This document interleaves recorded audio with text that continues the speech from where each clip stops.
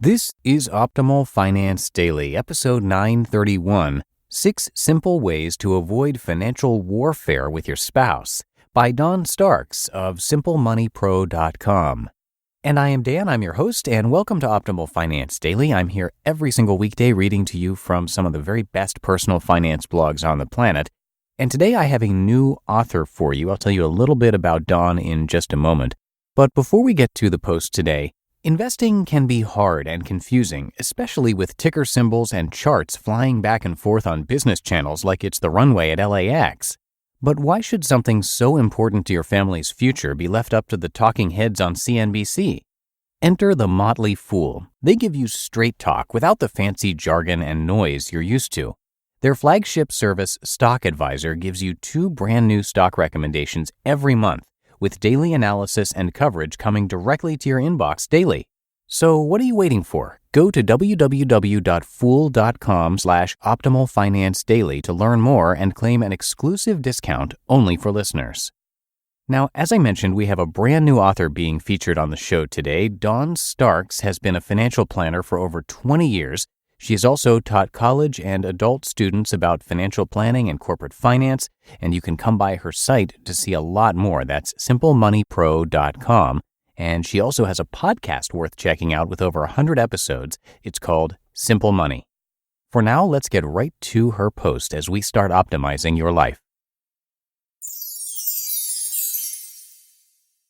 6 Simple Ways to Avoid Financial Warfare with Your Spouse, by Don Starks of SimpleMoneyPro.com. Of course, you love your spouse or partner, but money can be a very contentious subject for a couple. First of all, merging your emotional life with another person can be taxing. When you add the economic mingling to the mix, it is downright stressful.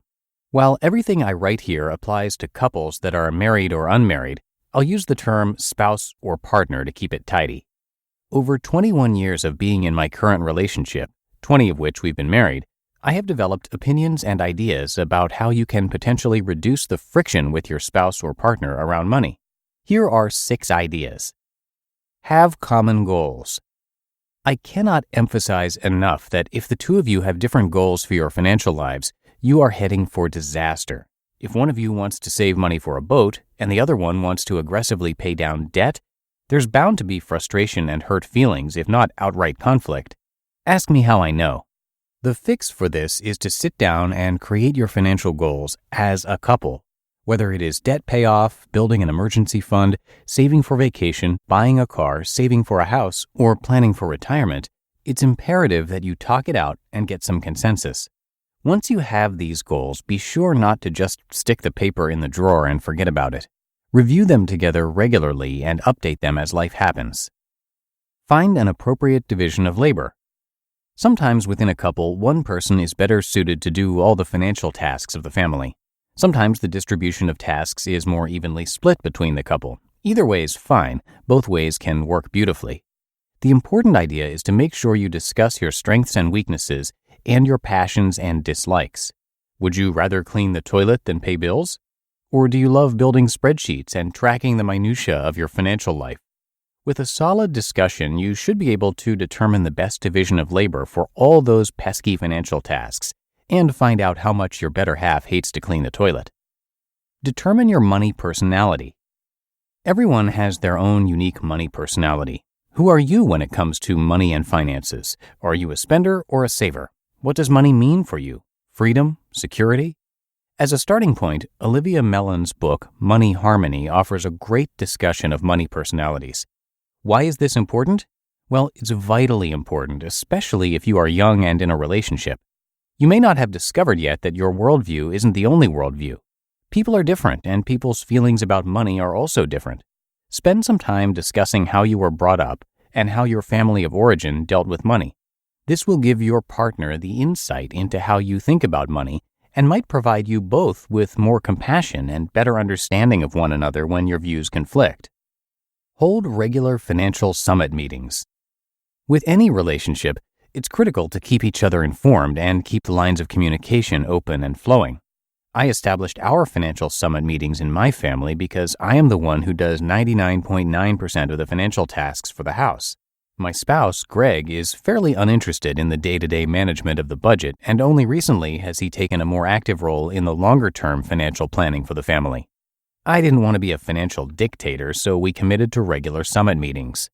I prepared summaries of various parts of our finances, like our spending, our savings, our debts, and presented them for discussion. Truthfully, for most of our marriage, Greg's participation had been limited.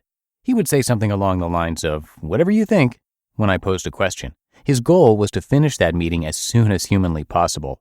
That changed a few years ago when we decided to go through Dave Ramsey's Financial Peace University online.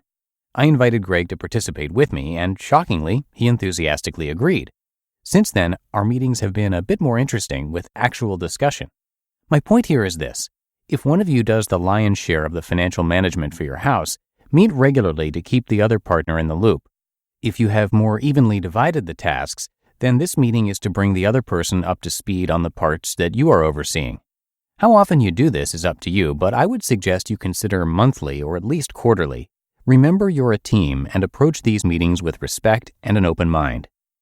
Every January, have a State of the Union address. If you are like me and the one doing all the financial work, this is paramount. Fill in your partner. The point of this meeting is to have a once-a-year thorough review of everything. January is nice because lots of people set goals that start in the new year, and if you remember that our president gives this address each January, it will remind you to have your own. This is a more thorough meeting than the regular financial summit meetings. It's an opportunity to evaluate how you did last year, whether you met your goals, and if your goals are changing, what other things need to change. And don't forget to also recognize accomplishments that deserve celebration. I recommend mimosas if it is on a Saturday morning, or other adult beverages if it'll be an evening event. However you choose to celebrate, just be sure you do, honoring what went right in your financial life last year. If you make your State of the Union boring and long, no one will want to do it again next year. Instead, make it an enjoyable event, a weekend morning or some evening when you don't have to stress about what's coming up the next morning. Prepare a nice dinner, have some wine, and perhaps a nice dessert.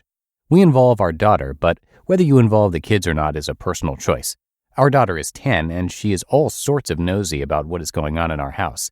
So we welcome her participation to understand how the money works around our household and to give input on the goals that we set. Be sure to prepare well for the meeting.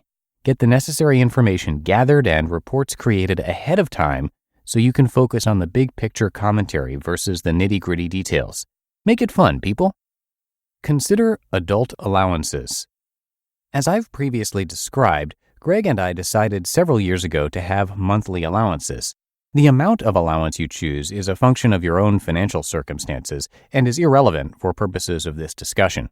The point is to allow each of you to have access to money that you can spend freely without the judgmental oversight of your partner.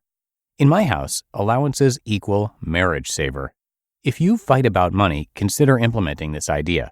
Even if you don't fight, allowances have another role to play.